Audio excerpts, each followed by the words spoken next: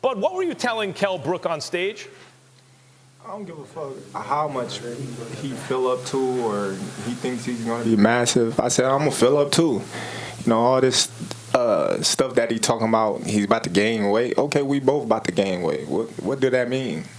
So in other words, he started out by telling you, because he's always been a very big welterweight, and in fact, his last 3 fights took place at junior middleweight. He started out by saying, hey, I'm going to be bigger than you. Like, how did that beef start just now? He talk about, I told him to make the weight. He made the weight. Now he's going to fill up, and I know I'm in a tough fight. I said, I don't care about none of that you're talking about. I'm going to fuck you up tomorrow. Yeah.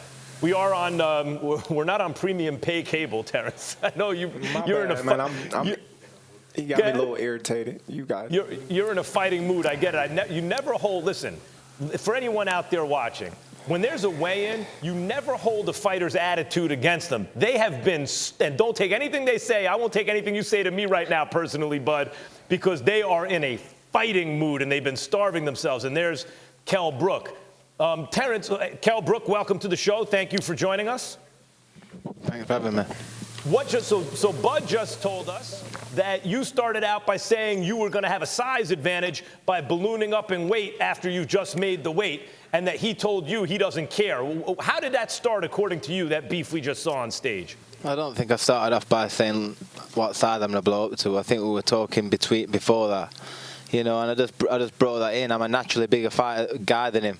He's wore these Air Force 3s, I believe, all week, and to give yourself an inch or two extra. I'm a naturally bigger guy. Come from lightweight up to welterweight. I've campaigned at middleweight, light middleweight. I'm a naturally bigger guy. You know, so. But I don't care. I know you don't care. It don't matter. 5'9", I'm 5'8". What does it matter? It don't matter. But listen, you know, there's weight categories for a reason. You're gonna feel, you know. Listen, you know. You're in my weight class now. Yeah, I mean, you're in my weight class. This is my weight class. This is my weight class. Yeah, you started off lighter than this, so it don't matter. This is your weight class now. This has always been my weight class. You're right. This is my weight class now. When I entered it, it's mine. It's mine. All right, yeah. It's mine. Whatever, like it says, whatever it is, it is. We're both weighed on the championship limit. We're going to replenish, refuel, and then the fans are in for a real firework night. That's all I can say. I'm ready. You know, Terence is ready. Let's lay it on the line, you know. All I can say is the fans are in for a treat, because I know that he's up for it and he knows I'm up for it. So the fans are in for a treat, tomorrow night. Kell, how did you find making 147 pounds after 3 fights at 54? I told you I'd make this is the easiest I've made it. I told you it's the easiest I've made it because I've been prepared for this fight. You know, so there's no issue. I've been fueling myself good in training sessions. This is going to be the best version of me. So if he's thinking that I'm over the hill, this is the best version because I've been fueling myself through every session. You know, and I've come in bang on the limit. I've done everything professional for this fight because this is shit or bust for me. So I know 100% Kell Brook in there is going to take that title because I'm giving it all, my everything. You know, and I've prepared unbelievably well. Just make sure you write down all your words that you saying. I am. You know, listen, I've got no excuses. I'm 100% ready for this fight. Okay. Appreciate that. Terence, 100%. You've been ducked by the other top welterweights. They cite business reasons. They make business decisions because it's another network, another promoter. But I was just mentioning, Kell Brook has fought 2 of those PBC guys. He's 1-1. He beat Sean Porter more decisively than Sean Porter's ever been beaten. And he lost to Errol Spence in an excellent fight, and he was very competitive in that fight. He ain't boxed no one like me. He knows he's not boxed no one like me. I've boxed the fight he wants to fight in Errol Spence. I've been in with Golovkin, a middleweight. I've been in with these guys. You know, they're saying Terence is the power. They not me though. Yeah, this is not you. You think you worry me? I've been in with these guys. Listen. I've seen it before. You haven't been in guys like me. So you haven't been in with guys like me. Okay. You aren't being a guy like me. Okay. So you're gonna be in with a guy like me. I'm gonna be in with you likewise. But I've been in with guys like you, bigger, stronger guys than you. I know what it takes to be the best. Yeah. Okay. You aren't being in with someone like me. You're gonna be tomorrow night. All right, and we're gonna find out. We're gonna find out. Yeah. Terence, but what about that? For all the criticism you get you haven't cleaned out welterweight, they haven't gotten in with you. This guy's getting in with you, and he's 1-1 in the PBC against those elite guys. What is this a chance for you to do? I don't care. I'm 2-0 versus PBC now. I don't care about none of that. Who he fought or I'm not bothered about who anybody's fought. Me and him are fighting each other. Me and him are fighting each other, and that's that. We're not bothered about who's won and who's won. This is a fight with me and him. Facts. Yeah, and that's what's happening tomorrow. It's going to be a thriller. Terence, Definitely. In the lighter weight classes, you were more of a kind of slick boxer. You could switch hit the whole thing. At welterweight, you've been brawling a little bit more, especially in your last fight against Kalviaskis. Why is that, and how are you going to fight Kell Brook? Just get my respect. He thinking just because I'm the smaller man, he's gonna walk through me. But I guarantee you, once I start laying these hands on him, he's gonna think twice. And the fight with Kalviaskis, that was just something that I just put in my head that I wanted to do. Bigger, stronger fighter. I don't know, just something that I just wanted to do at that time. Terence, you've always impressed me, even from the first time I called your fight against Bradis Prescott, which is when you really burst onto the scene. Even when you were kind of more of a slick boxer, you got a mean streak in you. It's like you not just want to outbox them, you want to bully them, you want to punish them. How are you feeling about Kell Brook right now? What kind of fight do you want to fight against him? Man, it don't matter what type of fight we fight. I'm going to win in whatever fight he want to do. So, whatever type of arsenal he want to bring to the table, I got more. So, he want to box, I got better boxing ability. He want to bang, I got better boxing banging than him. He don't fight in the inside.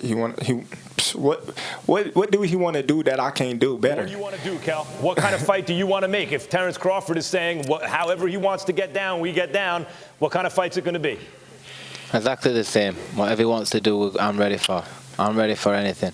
Trust me, I'll put myself through it, and I'm ready for whatever Terence is going to bring tomorrow night.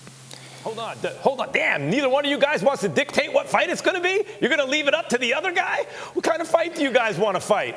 You have to come in with a game plan. You're both versatile, but you must have studied each other and thought, yep, I'm either going to bring it to him or I'm going to do something. Who wants to dictate this fight? You're going to find out tomorrow night. We don't need to tell you what kind of game plan we've got. He's got one, I've got one. You're all going to see what unreveals. Tomorrow night there's going to be, I think everybody's excited about this fight, and they should be. Terence?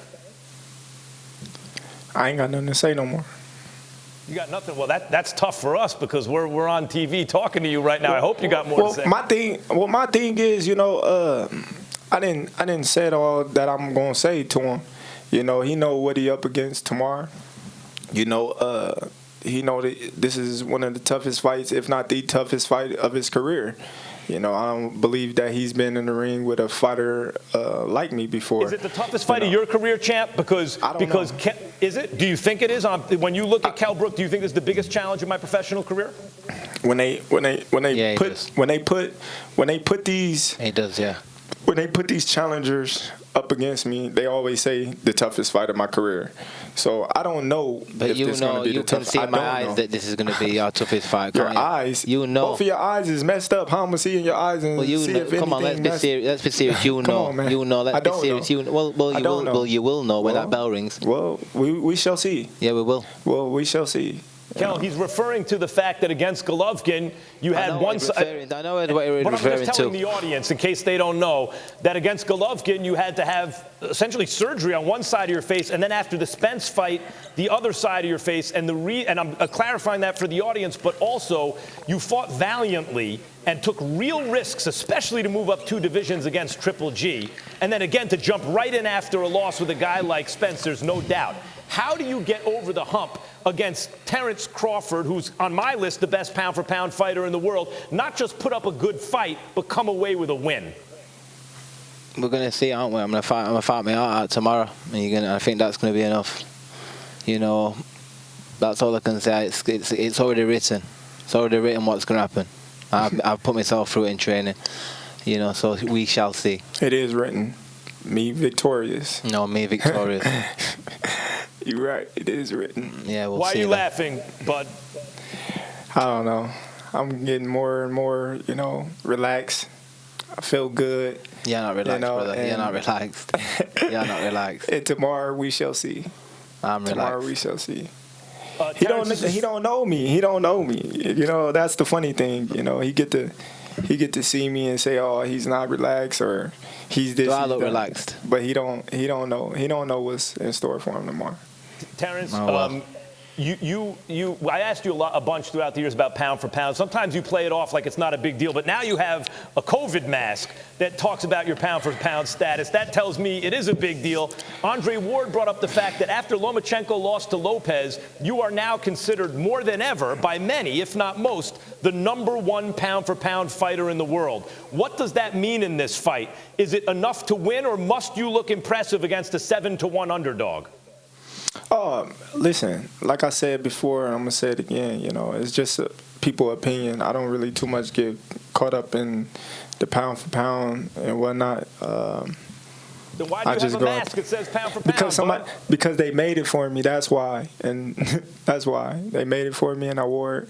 It really doesn't matter or make a difference to me whether, you know what I mean, I wear a mask that say pound for pound or not. I've been saying that since day one. You know, I always felt like I was pound for pound #1, you know, prior to Lomachenko being given the #1 spot. Kell, now that they gave me the #1 spot, you know, it's cool, you know, for people to actually give me my credit, but at the same time, you know, it don't feel no different because I always felt that I was the #1. Kell, you are an excellent fighter, and you're a big welterweight, as you said, and your only loss at 47 came to Spence in an excellent fight. And Terence Crawford did have a tough fight with Kalviaskis last time out. How do you feel about being such a big underdog? Why do you think you're such a big underdog? 7-1 seems long for a fighter of your caliber. They've obviously got it wrong. You know, they're not. I don't think they realise that I've been in with two elite fighters, one a middleweight and one a top welterweight, and the weight killed me for the Spence fight, fighting Golovkin and coming back down. I've known about this for a while. I've managed my weight. I've come on bang on weight. There's no excuses. Listen, it's a fight. I'm ready. That's all we need to go on about. I'm ready. He's ready, and that's all we can do. Terence, you talk about, like, whatever he wants to do, we can do. And I think you're the best pound-for-pound fighter in the world, but there's always a danger, or often there's a danger, for top pound-for-pound fighters. When they fight a guy with a couple of losses, I asked you, is this the biggest challenger of your career? You said, I don't know, we'll see. Of, if not a letdown, almost like a trap game in a professional sport for a team, right? Where there's a way that your adrenaline isn't where it needs to be for a top challenge. Where are you with all that now? I know you're not looking past Kell Brook, but you're extremely confident. You told him relaxed. Or do you have the kind of juice you're going to need for a challenge like this, considering he's such a big underdog?